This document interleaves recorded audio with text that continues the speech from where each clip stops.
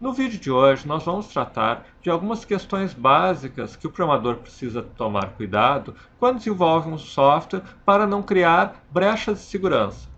Qualquer tipo de brecha é uma oportunidade para um invasor.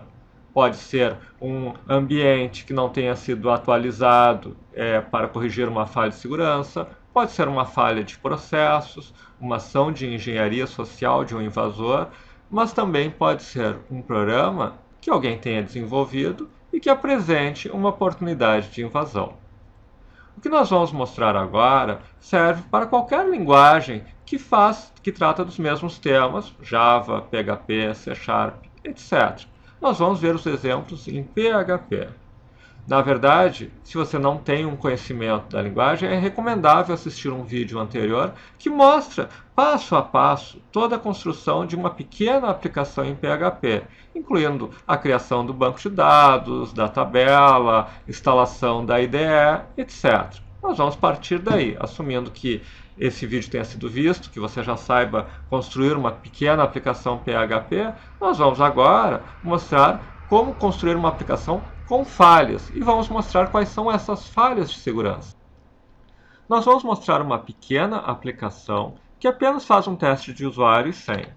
Se eu colocar dados incorretos, ele mostra falha da autenticação, mas se eu colocar teste 1, teste 1, nós temos o usuário 1, que está logado, e aqui você no teste mostra, é o usuário 1, e nós também temos super,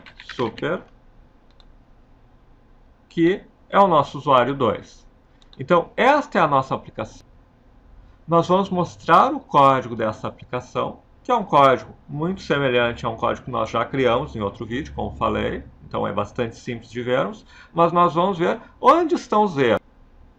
Aqui, então, temos o nosso código inicial. Nós vamos ver a primeira questão. Eu tenho um formulário aqui. Por default, quando eu crio um form em HTML, ele passa as informações por get. Ele poderia também passar elas por post. Qual é a diferença entre os dois do ponto de vista de segurança? Em primeiro lugar, quando eu estou passando as informações por get, elas aparecem aqui na linha de comando. Isso significa, por exemplo, que um outro usuário pode ver a sua senha aqui. Isso significa também, por exemplo, que você usou a senha, saiu, uma outra pessoa chegou aqui e ela consegue ver no seu histórico a sua senha. Então, qualquer informação sensível nunca pode ser passada por get. Como resolvemos? Nós usamos o método igual a post. Neste caso, as informações são transmitidas pela internet sem passar pela URL. Inclusive, se estivermos usando HTTPS, elas são transmitidas de forma criptografada, ou seja, alguém no meio do caminho não consegue recuperar essas informações. Aqui nós precisamos apenas trocar onde temos get por post.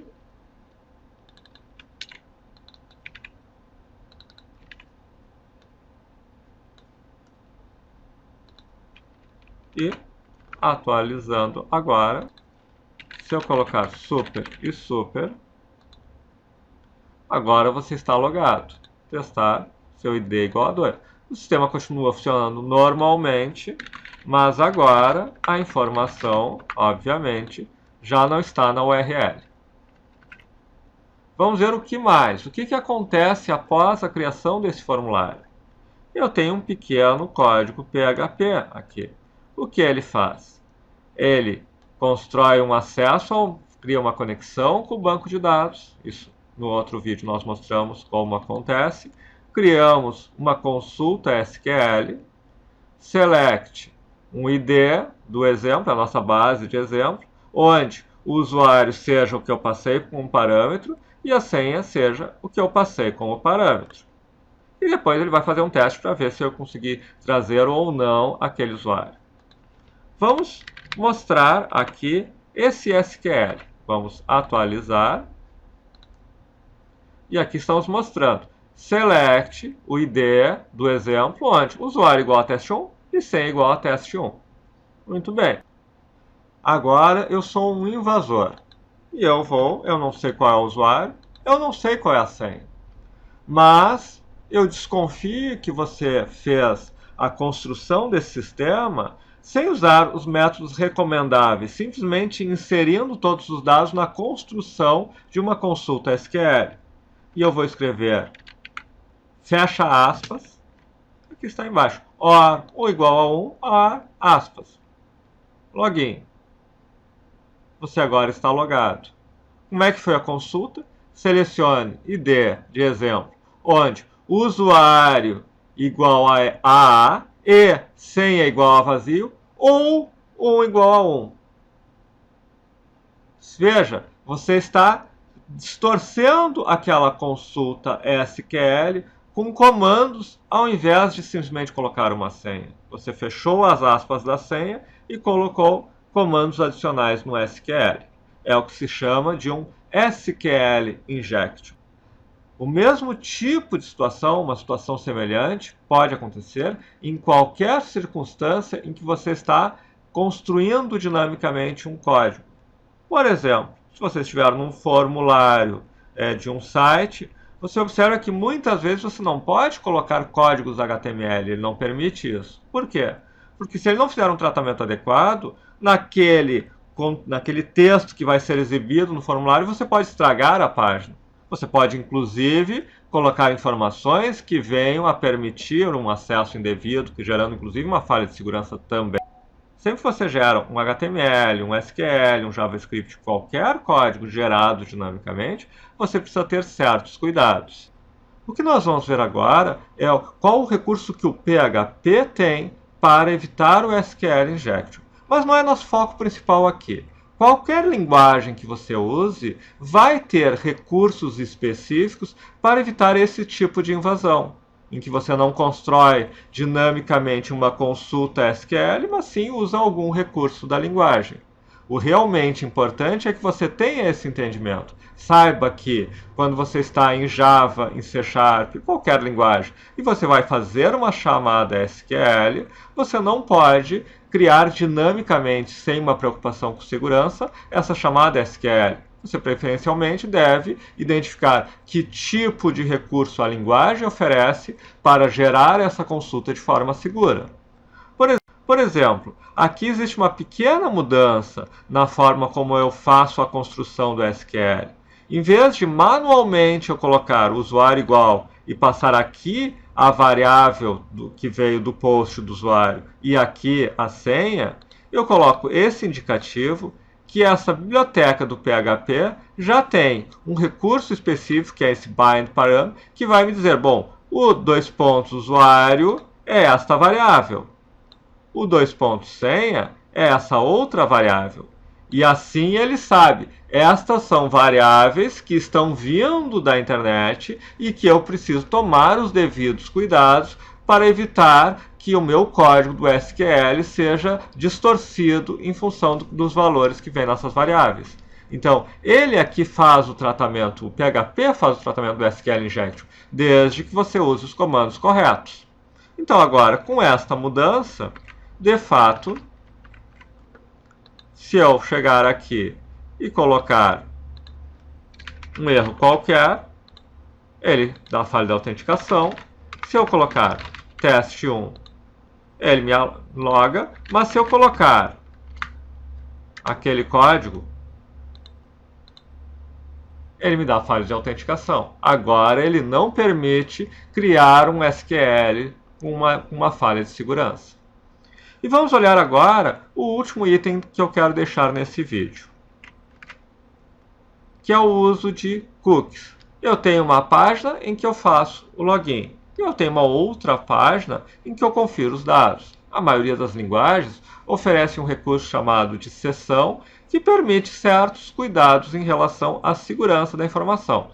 Mas, ou você não está usando isso, ou por algum motivo você não quer usar sessão, tem vantagens e desvantagens, e você está usando cookies, que é uma informação que fica no browser. Eu setei aqui, por exemplo, cookie usuário 3 e eu atribuo o ID. Então, se eu loguei corretamente, o usuário 3 recebe o ID daquele usuário. Por exemplo, se eu colocar aqui super e super, ele me autentica e ele sabe que o ID é 2. Como que ele sabe que o ID é 2? Porque o meu navegador guardou essa informação. Só que isso está no meu navegador. Ou seja, clicando F12, nós abrimos um console JavaScript aqui. E eu posso, por exemplo, dizer simplesmente isso, document.cookie.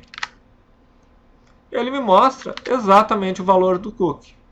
E eu posso dizer document.cookie é igual a usuário 3 é igual a 1. Ele era 2, usuário 3 é 2, está aqui o ID é 2. Se eu disser que é 1, eu mudei meu usuário, eu me loguei, eu recebi um cookie que diz quem eu sou, e eu simplesmente altero ele para eu dizer que eu sou um outro usuário, uma nova falha de segurança. Então aqui nós mostramos o quê? Nós mostramos falhas de segurança básicas. Claro que você está lendo talvez um guia de um PHP, ele vai dizer, use PDO, não use cookies, passe as informações por post. Só que, eventualmente, sem entender o porquê disso, você pode em algum momento criar estas falhas de segurança ou falhas de segurança análogas. Por exemplo, eu estou usando o PDO aqui, por exemplo, na versão original do código, eu estava usando o PDO. Só estava usando ele sem usar os recursos de proteção que ele tem. Estava fazendo como se estivesse fazendo uma consulta sem usar esse recurso. Eventualmente, você acaba cometendo algum tipo de falha por não entender por que não deve criar o SQL dinamicamente, por que não deve usar GET, por que não deve usar cookies. E aqui estamos mostrando as consequências dessas falhas. Claro, essa é uma introdução, uma visão básica com alguns erros primários de segurança. Existem outros mais sofisticados que você precisa conhecer à medida que vai desenvolvendo softwares que precisam rodar em ambientes mais seguros, menos expostos, mais expostos à invasão, em que você não pode deixar nenhuma brecha.